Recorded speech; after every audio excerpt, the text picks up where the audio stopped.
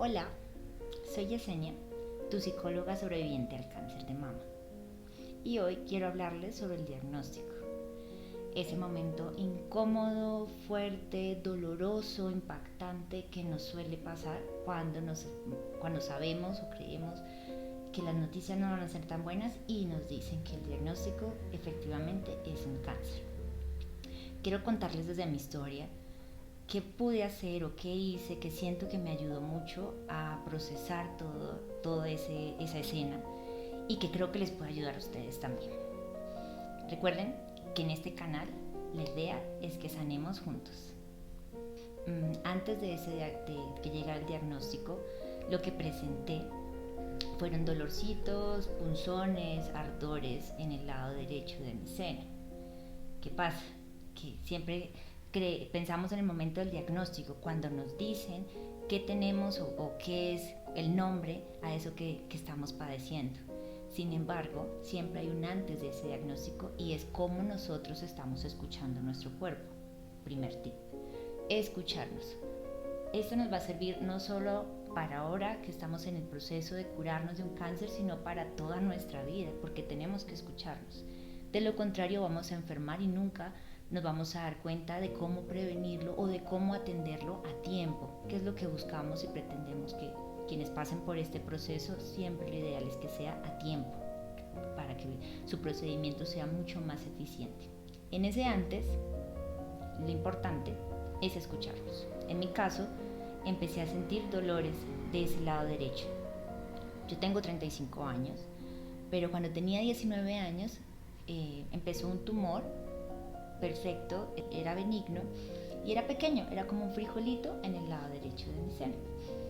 Siempre estuve juiciosa en mis seguimientos, en los acompañamientos médicos, ecografías cada año, cada 2 años, dependiendo de la solicitud de mi médico tratante.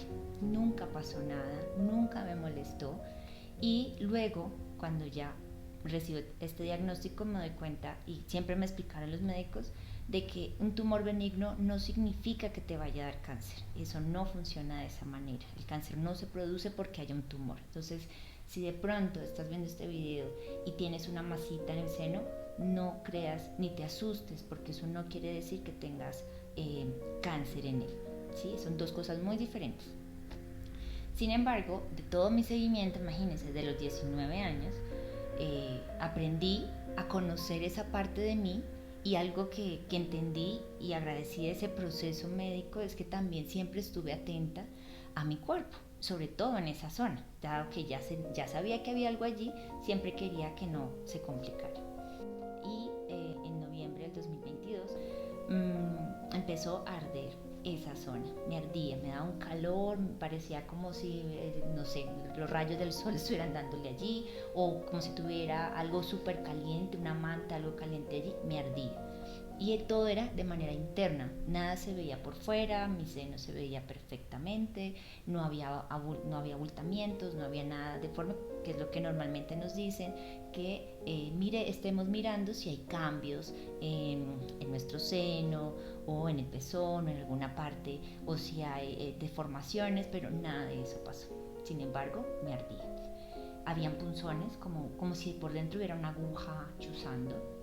Y yo decía, bueno, esto no es normal. Y de todos los años que he convivido con un fibroadenoma, es decir que esto ya no está bien. Empecé a pedirles a mis médicos en ese momento, a pedirle al médico para cita con el ginecólogo, para que el ginecólogo mandara las revisiones respectivas o con el especialista respectivo. Todo salía bien, me hicieron una ecografía, salía perfecta, seguía el fibroadenoma, una bolita así, perfecta. Pero yo no sentía que estaba bien, estaba escuchándome, que les decía es lo primero.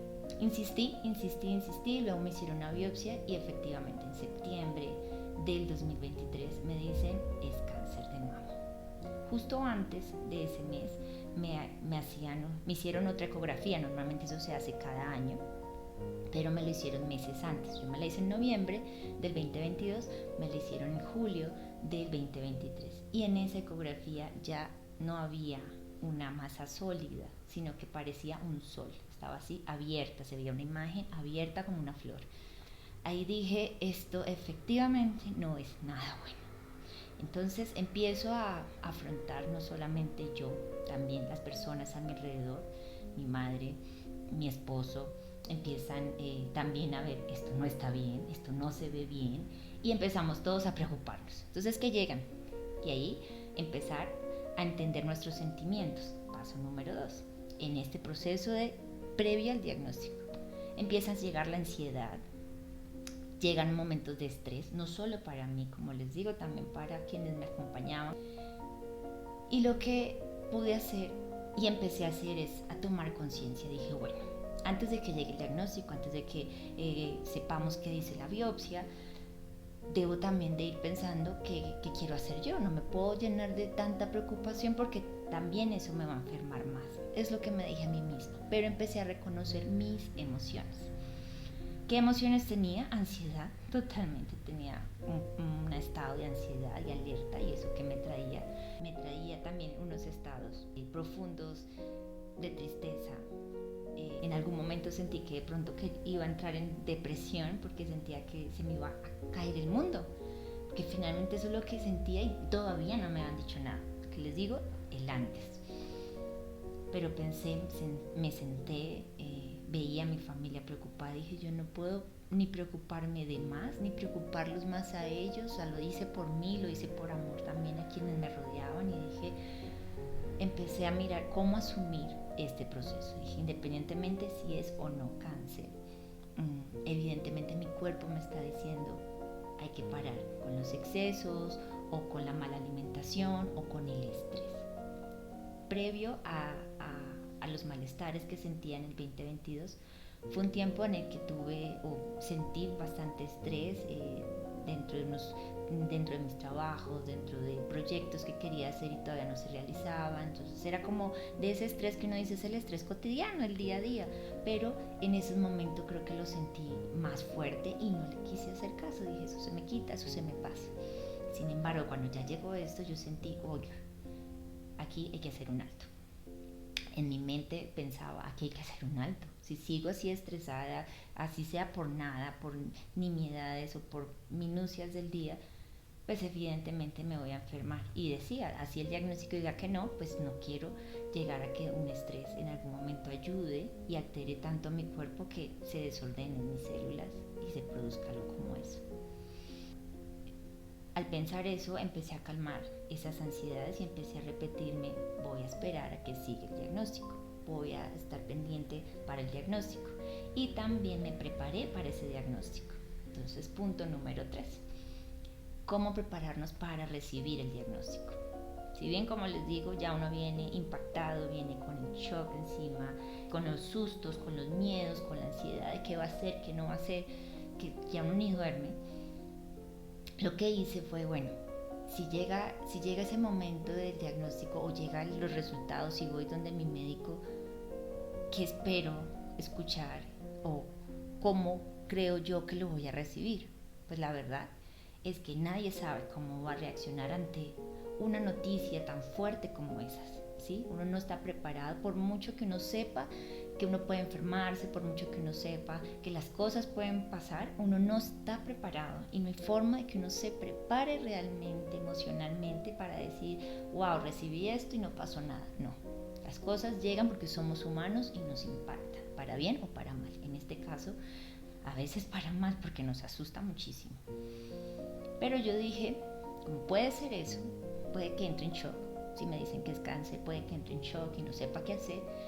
Hablé con mi esposo y le dije, mi amor, para ese momento, cuando llegue, yo le dije, preparémonos para ese diagnóstico. Le dije, yo no sé cómo vaya a reaccionar. Él me acompañó. Yo le dije, tampoco sé cómo vayas a reaccionar.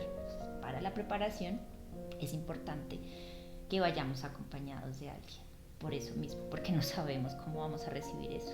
Y a veces es mejor que 2 personas escuchen qué le va a decir el médico, para que así 2 memorias funcionen, porque a veces del shock o del pánico que nos pueda dar, o del susto, o de pensar otras cosas de, bueno, alrededor de esto, ¿qué voy a empezar a hacer? Porque a veces nos llenamos más de ansiedades y entonces empezamos a pensar qué va a pasar, qué voy a hacer, y se nos olvida escuchar en ese momento. Entonces es importante que vayan con una persona. Pensar qué preguntarían. Como les digo, no se le puede olvidar hasta cómo se llama en ese momento que recibe una noticia que se siente como un baldado de agua fría, que te sienta y te deja algo catatónico, o sea, así que dentro de ese pánico como, wow, se cayó un poquito de ese mundo y de esa cotidianidad que teníamos asimilada como que era lo normal de todos los días. Todo eso en ese momento se cae.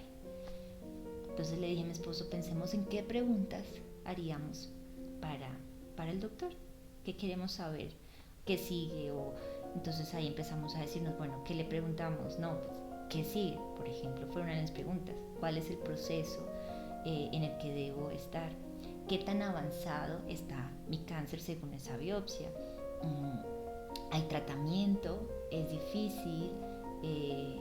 ¿O es difícil ese tratamiento? Porque pensamos, puede ser un diagnóstico de los fuertes, donde las quimioterapias no son las más eficientes o eficaces. Entonces, todas esas preguntas las anotamos y entre él y yo conversamos y dijimos, bueno, y yo llevaba mi libretita y en esa preparación, con mis preguntas en mi libreta, con mi esposo acompañándome, fuimos al médico y recibimos el diagnóstico que fue fatal. Todavía me acuerdo de ese momento y me genera un nudo en la garganta porque no hay cómo describirlo. Cada quien lo vive diferente. Hay personas que he conocido que me dicen, no, me dio un cáncer de colon y yo lo recibí de la mejor manera. Dije, bueno, pues nada que hacer, es otra enfermedad y así la voy a tratar. Otras personas simplemente dicen, dejé de escuchar al médico, no sabía qué hacer. De mi lado, recuerdo ese día, empecé, justo en ese consultorio el médico estaba escuchando una canción ochentera. En ese momento que empecé a distraerme con la canción, como les digo, el médico me estaba hablando, me dijo, sí, esto es cáncer, sin embargo, ya me dijo como cuál iba a ser el procedimiento dentro de mi EPS, de mi seguro de salud, pero mientras él hablaba yo iba escuchando más la canción, porque créanme, quería distraerme, quería pensar que eso no estaba pasando. Es difícil. Fue muy, muy reconfortante para ese momento tener la compañía de mi esposo al lado. Como les digo, llevar a una persona de confianza a recibir un diagnóstico de eso. Hay países donde no permiten que la persona reciba el diagnóstico solo o sola. En este caso, a nosotros, en este país, en Colombia, no le piden a uno ir a recibir solo su diagnóstico. Pero fue muy reconfortante tener a mi esposo al lado, que me diera la mano, que me diera un abrazo, que me dijera, de esto vamos a poder, porque en ese momento uno puede sentir que no va a poder, que va a ser difícil, o que lo que se le viene va a ser bien, bien difícil. Y con esto les quiero decir que dentro de toda esa tormenta emocional que les puede suceder, no piensan que están haciendo mal si se sienten angustiados, si se sienten desorientados. Eso es lo más normal durante el diagnóstico. Recibir el diagnóstico es lo más fuerte dentro del inicio de todo este proceso. ¿Por qué? Porque es importante que además de ya saber que tenemos ese diagnóstico, es empezar a asumirlo. Y asumir eso no es tan fácil. Asumir que en ese momento estamos enfermos de un cáncer no es fácil, para nada, es doloroso, y a veces incluso las emociones que también surgen allí es la rabia. De mi lado, por ejemplo, lo que primero surgió fue la rabia. Me enojé conmigo misma. O sea, no es culpa de nadie enfermarse, ¿verdad? Pero me enojé conmigo misma. En ese momento sentí que odié mi cuerpo por enfermarse, porque me sentí débil. Más allá de la vulnerabilidad que uno puede sentir, me sentí débil y culpé a mi cuerpo. O sea, me culpé a mí misma. ¿Por qué? ¿Por qué te enfermaste? Ni siquiera la pregunta fue ¿por qué esto, Dios? Ni siquiera fue contra Dios o nada, contra alguien, nada. Fue contra mí. Y de eso caigo en cuenta tiempo después de haber recibido eso, porque en ese momento ni siquiera yo sabía qué estaba sintiendo. Pero es importante que durante este proceso, que estás de sanación, en este proceso, en este procedimiento médico contra el cáncer, es muy importante empezar a identificar esas emociones, todas las que se nos van generando, porque eso va pasando a lo largo de todo el proceso, independientemente si dura 1 año, 5 años, 10 años. Y al darle lugar a eso, a entender que tenía rabia, que tenía tristeza, bueno, tenía una mezcla de emociones, pero me senté y pensé, bueno, es válido, o sea, todo esto es válido. Lo lloré mucho, me dejé, en un momento le dije a mi esposo, oye, salte del cuarto, dame mi privacidad, no sé, 1 horita, 2 horas, yo ahorita salgo, porque quería dentro asimilarlo conmigo misma, porque sentía que pese a que tenía personas al lado dispuestas a apoyarme, a estar ahí conmigo, en ese momento quise estar sola, quise estar en mi privacidad y asumirlo y sentir las emociones, dejarlas sentir. Lloré, pataleé, le pegué a la almohada en ese momento, dejé seguir, si tenía esa rabia que siguiera en ese sentido, pero canalizarla de la manera más adecuada, ¿sí? No contra mi familia, que es la que me estaba apoyando, no contra los médicos porque me estaban avisando del diagnóstico, y no contra el mundo, y tampoco quería quedarme con eso contra mí. Así que identifiqué qué me pasaba, qué estaba sintiendo. En este caso, como les decía, no hay preparación para eso, y cada uno lo asume a su manera realmente, dentro de las herramientas que tiene. Pero aquí me parece importante también poder tener un acompañamiento. En este caso, como les cuento, soy psicóloga, y gracias a las herramientas de las que he podido estudiar y con las que he trabajado con diferentes pacientes, también he podido aplicarlas en todo este proceso, como en el diagnóstico, donde pude asumir que iba a entrar en un proceso bastante difícil, doloroso, donde pude asumir que tenía una enfermedad y que no podía hacer como si nada, que tenía que tomar medidas para ayudarme a sanar, para ayudar que mi proceso fuera más eficiente.